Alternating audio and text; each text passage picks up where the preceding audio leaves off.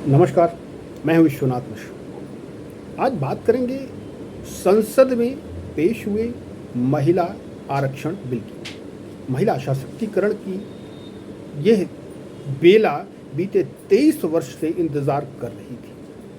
महिला आरक्षण बिल पर 23 साल से सवाल तो होते थे, जवाब होते थे, महिलाओं के हितों की बात करने वाले सभी राजनीतिक दल सामने आते थे, किंतु उनको उनकी आबादी का आधी आबादी को उसका हिस्सा देश की सबसे बड़ी अदालत में या देश की सबसे बड़ी संसद में देने का काम अभी तक लटका हुआ था।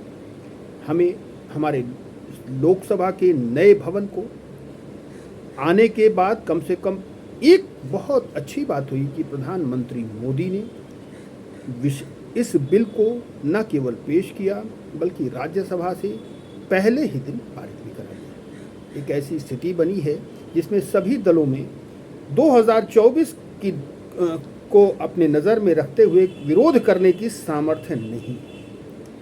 कम से कम महिला सशक्तिकरण के लिए इससे बेहतर अवसर नहीं हो सकता था।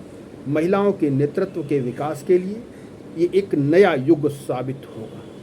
प्रधानमंत्री मोदी ने कम से कम भले राजनीतिक लाभ लेने की कोशिश की हो, जैसा कि विपक्ष आरोप लगा रहा है, लेकिन अच्छी बात यह है कि कम से कम आरक्षण होने से देश के सबसे बड़े भवन में, संसद भवन में महिलाओं की 1/3 उपस्थिति तो सुनिश्चित होगी।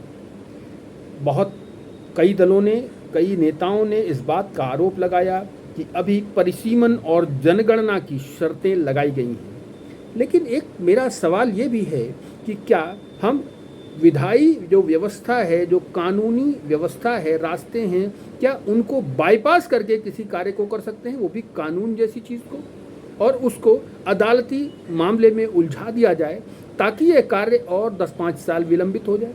क्या ऐसा करना उचित है?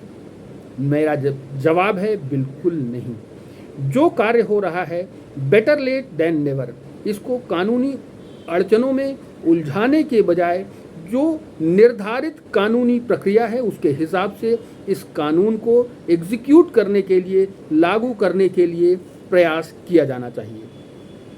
यही नहीं, बहुत से राजनीतिक दल हैं जिन्होंने अब पिछड़ों के लिए इस कोटे की बात की है कि महिलाओं में भी ओबीसीज के लिए और मुसलमानों के लिए भी आरक्षण की बात की है। तो मेरा सवाल है, क्या इन राजनीतिक दलों की वास्तविक इच्छा है कि वे महिलाओं को उनका वाजिब हक दें?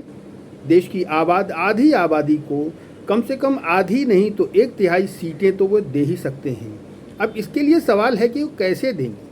क्या लोकसभा में अगर ये राजनीतिक दल महिला कैंडिडेट्स खड़ा करें, सभी तय कर लें, तो क्या उसमें से कोई पुरुष चुन के आ जाएगा?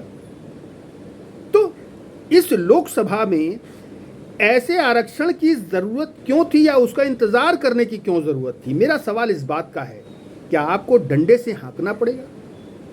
क्या ये राजनीतिक दल जो महिला हितों की इतनी बड़ी बड़ी बातें कर रहे हैं, वे अपने दलों में आरक्षण देकर ऐसा नहीं कर सकते थे?